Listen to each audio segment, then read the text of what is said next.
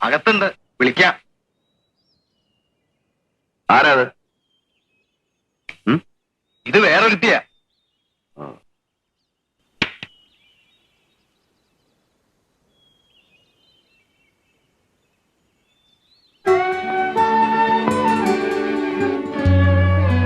Mrs Jayanthan ഇവിടെ? ഞാൻ ഇന്നലെ കൊടുത്ത കംപ്ലൈന്റ് കഴിയുമെങ്കിൽ വിഡ്രോ ചെയ്യാൻ. എനിക്ക് നേരത്തെ തോന്നിയിരുന്നു. അഡ്വക്കേറ്റ് ജയന്തന്റെ വാദം കേട്ടപ്പോ അയാളുടെ ഭാര്യ പ്രതിഭാഗം ചെയ്തിരുന്നു. It's all right. I'm sorry. ഒന്നും പറയണ്ട. ഞങ്ങൾക്കിതൊരു പുതിയ അനുഭവമൊന്നുമല്ല. വെട്ടും കൊലയും നടത്തിയവർ തന്നെ അവസാനം ഒത്തുചേരും. ഇടയിൽ കഷ്ടപ്പെട്ട് കേസന്വേഷിച്ച പോലീസുകാരന്റെ വായിൽ പച്ചത്തെറിയ എന്റെ നാവിൽ വരുന്നേ. ഞാനൊന്നും പറയുന്നില്ല. പക്ഷേ നിങ്ങൾ ഈ ചെറിയ കാര്യത്തിന് ഇവിടെ വരേണ്ട കാര്യമില്ലായിരുന്നു. എന്റെ ഗതികേടുമുണ്ട്, അല്ലെങ്കിൽ കുറ്റബോധം കൊണ്ട്. അഡ്വക്കേറ്റ് ജയചന്ദ്രന്റെ ഭാര്യയ്ക്ക് ഗതികേടുണ്ടെന്ന് പറഞ്ഞാൽ ഞാനത് വിശ്വസിക്കില്ല. പിന്നെ കുറ്റബോധം ഒഫീഷ്യൽ ഡ്യൂട്ടിയിൽ എന്നെ വഴിതെറ്റിച്ചതിലേ ഉള്ളൂ. പേഴ്സണൽ ലൈഫിൽ എന്നെ വഞ്ചിച്ചതിലില്ല. ഞാൻ ആരെയും വഞ്ചിച്ചിട്ടില്ല. മറ്റൊരാണിന്റെ ഗർഭം ധരിച്ച് നിനക്കത് പറയാമോ? മിസ്റ്റർ ബൽറാം, ആ ആണിന്റെ ഭാര്യയാണ് ഞാൻ. അദ്ദേഹത്തിന്റെ കുഞ്ഞിന്റെ അമ്മയായെങ്കിൽ അതെന്റെ കുറ്റവുമല്ല. ഓ, ക്രെഡിറ്റ് ആയിരിക്കും. കുറ്റം എന്റെ തന്നെയാ. വർഷങ്ങൾ അടുത്ത് പെരുമാറിയിട്ടും മണിക്കൂറുകളോളം തനിച്ചൊരുമിച്ചുണ്ടായിട്ടും നിനക്കൊന്നും നഷ്ടപ്പെട്ടില്ലല്ലോ. വിദ്യയായ എനിക്ക് നിന്നോട് ആരാധനയായിരുന്നു, ഡിവൈൻ ലവ്. പകരം ഒരു ഡെവിൾ മോളസ്റ്റ് ആവാൻ എനിക്ക് കഴിഞ്ഞില്ല. അതിലേ എനിക്ക് ദുഃഖമുള്ളൂ. എന്നെ പഴിചാരി നിങ്ങൾ ശുദ്ധനാവാൻ നോക്കുകയാണോ? ഹേയ്, എനിക്കെന്ത് ശുദ്ധത. ഞാൻ എന്നും കുടിക്കും, തോന്നുമ്പോഴൊക്കെ വ്യഭിചരിക്കും. എനിക്കറിയാം. ഇന്ന് എന്റെ ഭാഗം നിങ്ങൾ കേൾക്കണം. കൺഫെഷൻ ആണെങ്കിൽ വേണ്ട. വീടും കുടുംബവുമായി കഴിയുന്ന എനിക്ക് പഴയ കഥകൾ ഓർത്ത് കരയാൻ നേരമില്ല. അന്ന് എന്റെ അച്ഛനും നിങ്ങളും തമ്മിലുണ്ടായ വഴക്കിൽ ഞാൻ മാറി നിന്നത് ഒരു ഭാവവും ചേരാൻ പറ്റാത്തത് കൊണ്ട്. പിന്നീട് അച്ഛനെ കൊണ്ട് സമ്മതിപ്പിക്കാമെന്നാണ് ഞാൻ കരുതിയത്. അതിൽ തോറ്റപ്പോൾ വീടുപേക്ഷിച്ചിറങ്ങി തിരിച്ചവിള ഞാൻ നിങ്ങളെ അന്വേഷിച്ച്. പലരും പലതും പറഞ്ഞു കേട്ടു. ഞാൻ വിശ്വസിച്ചില്ല. ഒടുവിൽ ഞാൻ കണ്ടത് എവിടെ വെച്ചാണെന്നറിയാലോ.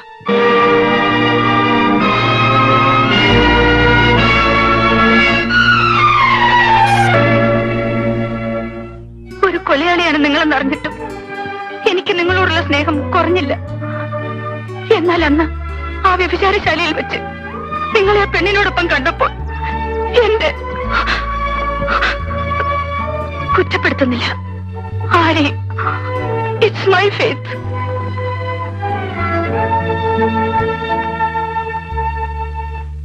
ഉഷേ, ഉഷേ, നീ കോളേജിൽ റിസൈൻ ചെയ്തു? ആരോട് ചോദിച്ചിട്ട് പറ. ആരോട് ചോദിച്ചിട്ടെന്ന്? ചോദിച്ചാൽ സമ്മതിക്കില്ലെന്നറിയാം. അതുകൊണ്ട് ഞാൻ തന്നെ. എന്താ നീ കാണിച്ച ധിക്കാരി? ലക്ഷം രൂപ കൊടുത്താൽ ആ ജോലി കിട്ടും. രാജിവെക്കാതെ ഇനിയും ജോലിക്ക് പോയാൽ സ്റ്റുഡൻസിന്റെ റെസ്പെക്ട് കിട്ടും. അവിടെ എനിക്ക് തല ഉയർത്തി നടക്കാനൊക്കോ? അതുകൂടി ചോദിക്കൂ. കോളേജിലെ കുട്ടികൾക്ക് മുഴുവൻ ഈ സംഭവം അറിയാം. സ്റ്റാഫിൽ പലരുടെയും മുന്നിൽ വെച്ചാണ് പ്രിൻസിപ്പലിന് ഞാൻ പരാതി എഴുതി കൊടുത്തത്. അതിനെതിരായി നിങ്ങൾ എന്നെ കൊണ്ട് പറയിച്ചു, സ്റ്റേറ്റ്മെന്റ് എഴുതി വാങ്ങിച്ചു. ഞാൻ ഇനി എങ്ങനെ അവരെ ഫേസ് ചെയ്യും? എന്നെ അപമാനിച്ച കുട്ടിയെ ക്ലാസ്സിൽ എത്തിക്കൊണ്ട് എനിക്ക് പഠിപ്പിക്കാൻ കഴിയില്ല. പിന്നെ ചുമ്മാ വീട്ടിലിരിക്കണം, അത് നടപ്പില്ല. നിങ്ങൾ അതേ പറയൂ. നാണം കിട്ടി ജോലി ചെയ്താലും നിങ്ങൾക്ക് ശമ്പളം കിട്ടിയാൽ മതി. സോഷ്യൽ മൊറാലിറ്റി വിടാതെ പ്രാക്ടീസ് ചെയ്യുന്ന യോഗ്യന്മാരായ വക്കീലന്മാർ എത്രയോ ഉണ്ട്. നിങ്ങൾക്ക് മാന്യതയില്ല. നിന്റെ മറ്റവനുണ്ടായിരിക്കും മാന്യത, ആ ചെറ്റ പോലീസുകാർ. പോലീസുകാർ കളവും കൊലയും കൊള്ളയും ചെയ്യുന്നവരെ പിടിക്കുന്നവരാണ്. ആ ക്രിമിനൽസിനെ ഡിഫെൻഡ് ചെയ്യുകയല്ലേ നിങ്ങളുടെ ജോലി. അവരുടെ കാശ് വാങ്ങി ജീവിക്കുന്ന നിങ്ങളെ പോലെ ചെറ്റത്തരം പോലീസുകാർക്കില്ല. തോന്നിയാസം പറഞ്ഞ കൊന്നുകളയുന്നേ. ഇല്ല, നിങ്ങൾ എന്നെ കൊല്ലില്ല. എന്റെ അച്ഛന്റെ സ്വത്തുക്കൾ മുഴുവൻ തട്ടിയെടുക്കുന്നവരെ ഇങ്ങനെ ടോർച്ചർ ചെയ്യുകയുള്ളൂ. പണമാണ് നിങ്ങൾക്ക് വലുത്. ഭാര്യയുടെ കൈ മുറിച്ചാലും കഴുത്തറുത്താലും കക്ഷികളെ നിങ്ങൾ പിണക്കില്ല. അവളെ ഒരു കോളേജ് സ്റ്റുഡന്റ് റേപ്പ് ചെയ്താലും നിങ്ങൾക്ക് പരാതിയില്ല. പണത്തിന് വേണ്ടി സ്വന്തം ഭാര്യയെ അന്യപുരുഷന്റെ കടപ്പറയിലേക്ക് അയക്കാനും നിങ്ങൾ മടിക്കില്ല.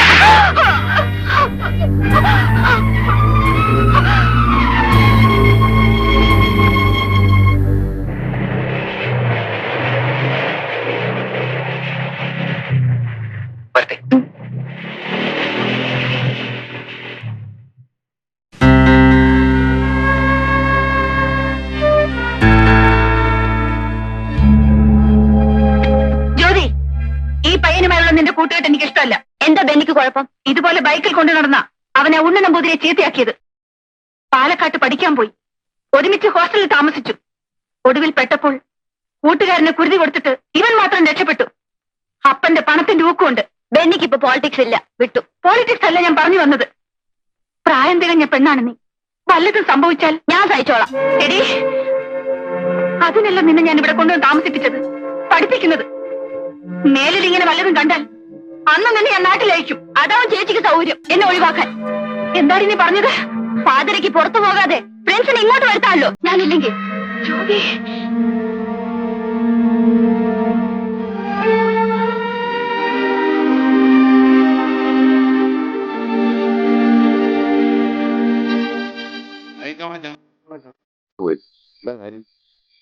എനിക്ക് ആവശ്യമില്ല എന്നിട്ട്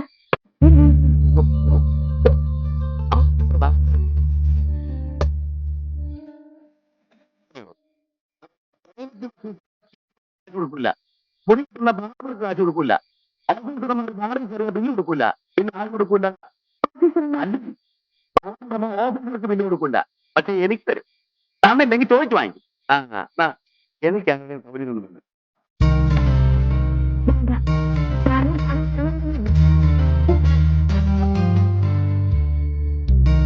ഇന്നലെ കാശിന് സാറ് എനിക്കൊരു സാരി വാങ്ങിച്ചു തരൂ. സാരി എന്ന് വെച്ചാ പുടവ. ഞാൻ നിനക്ക് പുടവ വാങ്ങി തരണം. ഞാൻ നിന്റെ നായനാവണം. പുതിയ ഉള്ളവനോടി ഞാൻ കുടി നിർത്തിയ നിന്റെ ഭാഗം, അല്ലെങ്കിൽ അടിച്ചിന്റെ പല്ലി ഞാൻ കുടിച്ചാ പോവാം. കുടി നിർത്തിയോ? ഉപ്പ് ഇപ്പഴങ്ങ് എടുത്തു വെച്ചോളൂ. എടാ നാറി, സോറി തിരുമേനി, ഇവിടെ നിന്ന് അങ്ങോട്ട് വിടവുള്ള അതുകളാ. നിനക്ക് വേണ്ടി മാക്സിമം എനിക്ക് ചെയ്യാവുന്നത് ഒരു ചിന്ന വീട് വെച്ചുതരാം, കീപ്. പക്ഷെ നീ പുറത്ത് വേറെ ഒരുത്തനുമായിട്ട് ബന്ധപ്പെടാൻ പാടില്ല. പാടിയാ കൊല്ലും. നിനക്കുള്ള ചെലവ് ഞാൻ തരും. പിന്നെ ഈ ഓട്ടം നിർത്തണം. ഷെഡി കയറി കിടന്നോളാം. പറ, എത്ര രൂപ വേണം? എന്നെ വിലക്കെടുക്കാനാണോ? സാറ് കൈക്കൂലി വാങ്ങില്ലെന്നാ ഞാൻ കേട്ടത്. അത് നല്ല തുക ആരും തരാത്തോണ്ടാ. അതുകളാ. എന്റെ യോഗ്യതയെ പറ്റിയൊന്നും നീ പറയണ്ട. കാശ് പറ. പിന്നെ ശമ്പളമല്ലേ ഉള്ളൂ. മാസം 1500 ഒക്കില്ല. ഒരു രാത്രി കൊണ്ട് അതിലിരട്ടി ഞാൻ ഉണ്ടാക്കും സാർ. സാറിന് എന്നെ വിലക്കെടുക്കാനാവില്ല. നിങ്ങൾക്ക് വേണോ പണം, സ്ഥലം മാറ്റം, പ്രമോഷൻ? ഞാൻ വാങ്ങിച്ചു തരാം. തിരുവനന്തപുരത്തേക്ക് പോണ്ട, അവന്മാർ ഇവിടെ കൊണ്ടുതരും. എടി, നീ എനിക്ക് പ്രൊമോഷൻ കിട്ടാം. വേണ്ട സാർ. കാശാണ് സാറ് വിലമതിക്കുന്നെങ്കിൽ എന്തൊരു സാറേ ജോലി? കാലത്ത് മുതൽ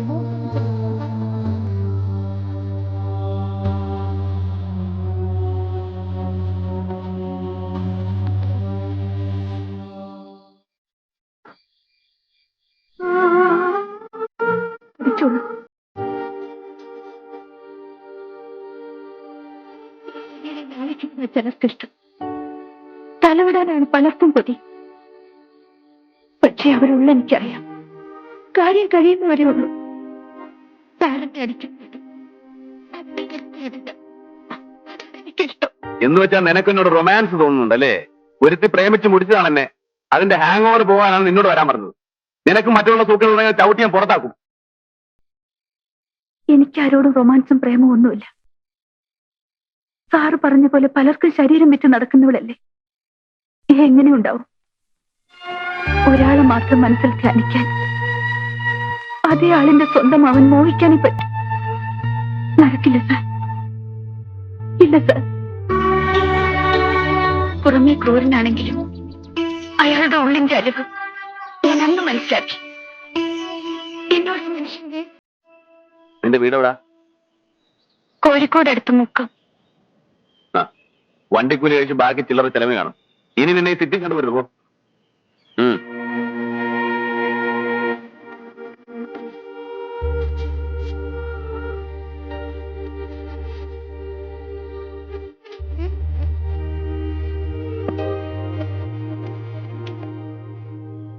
എങ്കിലും എന്റെ ശരീരത്തിൽ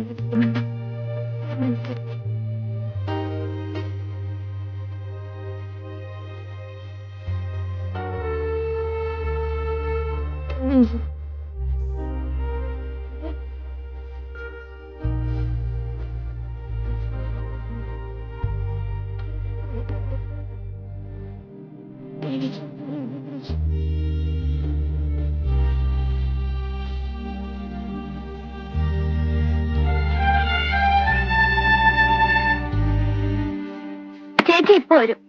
വരട്ടെ, നമുക്കൊട്ടും തിരക്കില്ല. എണ്ണം തെറ്റിലോ? എന്തിനാ ഈ നോട്ടെണ്ണുന്നേ? ഇവിടെ തരാനാ? ആ അല്ല, ഞാൻ ആലോചിക്കുകയായിരുന്നു, കാലം പോയ പോക്കേ മുമ്പ് നമ്പൂതിരിയായി ജനിച്ചാ മതി.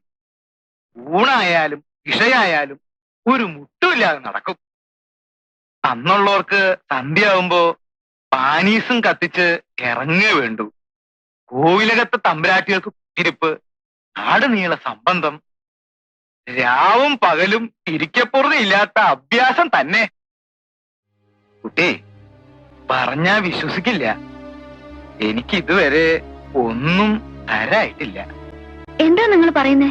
ഇവിടെ വന്ന് കുട്ടിയെ കണ്ടപ്പോ സംശയായി, ആരോടാ പറയേണ്ടത്. ഏതായാലും ഇന്ന് മൂത്ത ആളെ ഉദ്ദേശിച്ചാ വന്നത്. ആ ഞാൻ കുളിക്കായിരുന്നു തിരുമേനി. വിശേഷായി, ശുദ്ധായല്ലോ. ഞാൻ കാലത്ത് തിരുവാച്ചലിൽ പോയി വിസ്തരിച്ചു കുളിച്ചു, കൃഷ്ണന്റെ അമ്പലത്തിൽ തൊഴുതു. ഞാൻ പോവാച്ചി.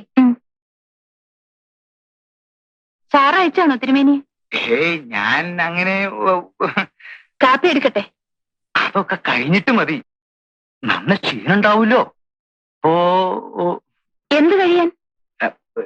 ആദ്യം ഇതങ്ങോട്ട് വാങ്ങിക്കൂ. എന്താ ഇത്? നാടാടിയാണേ, അപ്പൊ പിന്നെ പ്രതിഫലം എന്ന് പറയാൻ വയ്യ. ഒരു ദക്ഷിണയായിട്ട്. തിരുമേനി, ഇനി താമസിക്കരുത്, എന്റെ ഉടല് വിറയ്ക്കണു. വിടാൻ വിടാൻ. വയസ്സ് പോരായിട്ടാണോ എന്ന് വെച്ചാൽ ഞാൻ പിന്നെ ഇറങ്ങിപ്പോണം. ഇറങ്ങിപ്പോകാൻ. അതെന്താ അങ്ങനെ? പാവമാണ് തിരുമേനി. ആ പോലീസ് ഇൻസ്പെക്ടർ അടക്കം നാടൊട്ടുക്കും ആവാല്ലേ? ഒന്നില്ലെങ്കിൽ ഞാനൊരു ബ്രാഹ്മണനല്ലേ? ബ്രാഹ്മണന്റെ മഹത്വം എന്നോട് പറയരുത് തിരുമേനി. കൂട്ടുപരയിൽ ഊൺ പണവും കൊടുത്ത് ബ്രാഹ്മണനെ സൽക്കരിച്ച ഒരു കോവിലകത്താൻ ഞാനും ജനിച്ചത്. എന്റെ അച്ഛനും ഒരു നമ്പൂതിരിയായിരുന്നു.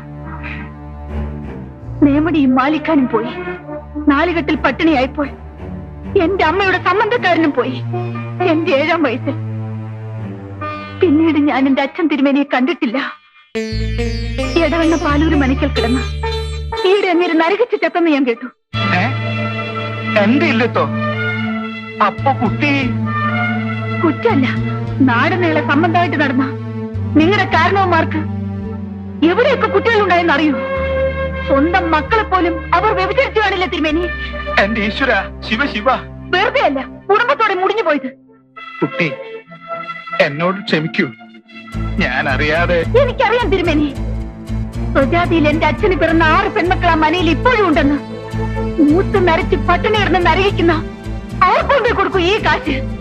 വ്യഭിചരിക്കാനല്ല, ഒരു നേരത്തെ ആഹാരത്തിന് ഈ അപ്പൻ നമ്പൂതിരിയുടെ ദാനമായിട്ട് റേഷൻ അരി വാങ്ങിക്കാൻ.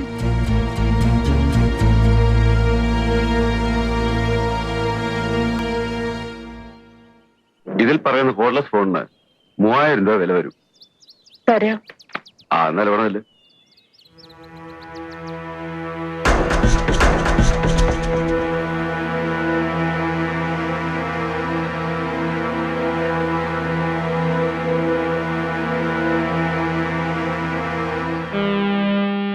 നീ ഏതാ മോളെ? നിന്റെ ഇവിടെ കണ്ടിട്ടില്ലല്ലോ. പ്രൈവറ്റ് ടാക്സി ആവും. നമ്മുടെ ജെയിംസിന് ഇപ്പൊ ഇറക്കിപ്പോയ വണ്ടിയാ. ആണോ? കൊള്ളാമല്ലോ. പിന്നെ സാധനം ഇതിലുണ്ട്.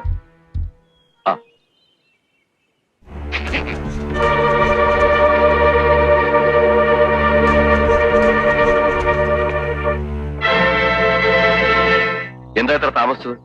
ദയവ് ചെയ്ത് എന്നെ ഇത്തരം സ്ഥലത്തേക്ക് ഇനി അയക്കരുത്. എന്തു പറ്റി? ഞാനൊരു സ്ത്രീയാണെന്ന് നിങ്ങൾ ഓർക്കണം. ഇതുപോലെ എനിക്ക് കഴിയില്ല ഇനി. ഇത് നിങ്ങളുടെ കാര്യത്തിലാണ്. കഴിയില്ലെങ്കിൽ ഞാനിവിടെ ഇറങ്ങി പോയേക്കാം. അതിനല്ലല്ലോ ഞാൻ ഇത്രയും സഹിക്കുന്നത്.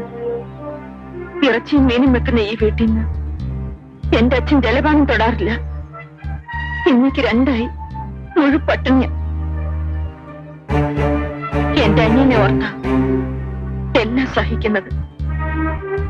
ഇനിയെങ്കിലും പറയൂ, ആ തെളിവുകൾ എപ്പോൾ കിട്ടും? നിങ്ങൾ എന്നും അത് ആവർത്തിച്ച് ചോദിക്കണ്ട.